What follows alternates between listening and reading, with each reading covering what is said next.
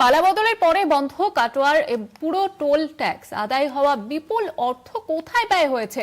বিজেপির পক্ষ থেকে পূর্ণাঙ্গ তদন্তের দাবি খুলে ফেলা হয়েছে পুরসভার টোল ট্যাক্সের সাইনবোর্ড। আপনাদের জানিয়ে রাখবো যে কড়া নির্দেশিকা দেওয়া হয়েছে এবং পালাবদলের পরে বন্ধ হয়ে গেল এবার কাটোয়ার পুরো টোল ট্যাক্স আদায় হওয়া বিপুল অর্থ কোথায় ব্যয় হয়েছে এই নিয়ে প্রশ্ন এবং একাধিক জায়গায় কিন্তু আমরা সেই ছবি দেখতে পাচ্ছি। পালা বদলের পর থেকেই যে কড়া নির্দেশিকা দেওয়া হয়েছে টোল এবং টোলের যে গেট সেটা নিয়ে যে একাধিক কড়া বার্তা দেওয়া হয়েছে, নির্দেশিকা দেওয়া হয়েছে, তারপরে একাধিক জায়গায় আমরা দেখতে পাচ্ছি যে বেআইনি যে টোল সেগুলো কিন্তু বন্ধ হয়ে যাচ্ছে।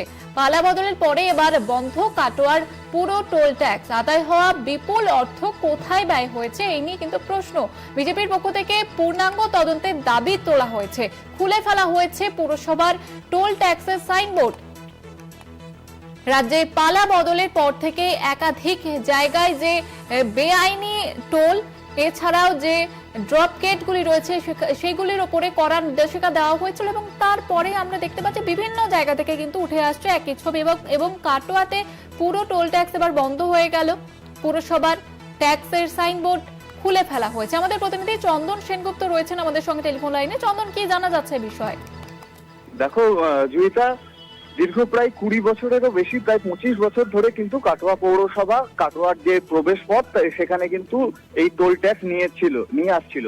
কিন্তু যেটা দেখা গেল যে বিগত 4 দিন আগে কিন্তু যে রাজ্যের পরিবর্তনের হওয়ার পর মুখ্যমন্ত্রী হিসেবে শপথ নিয়েছিলেন শুভেন্দু অধিকারী, তিনি কিন্তু বলে দিয়েছিলেন অবৈধ টোল বন্ধ করতে হবে। তারপরে কিন্তু 4 দিন আগে বন্ধ হয়ে গেছে এই টোল প্লাজা।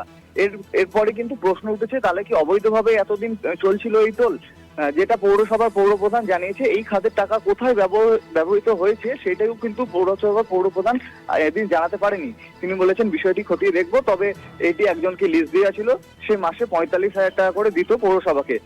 বিজেপির যে বিধায়ক আছেন তিনি কিন্তু স্পষ্টতাই বলে দিয়েছেন যে এইরকম অবৈধ যে টোল ট্যাক্স গুলো ছিল সমস্তই বন্ধ করা হবে এবং অবৈধভাবে কোনো কিছু বর্তমানে যে রাজ্য সরকার এসছে তারা কিন্তু চালাতে দেবে না।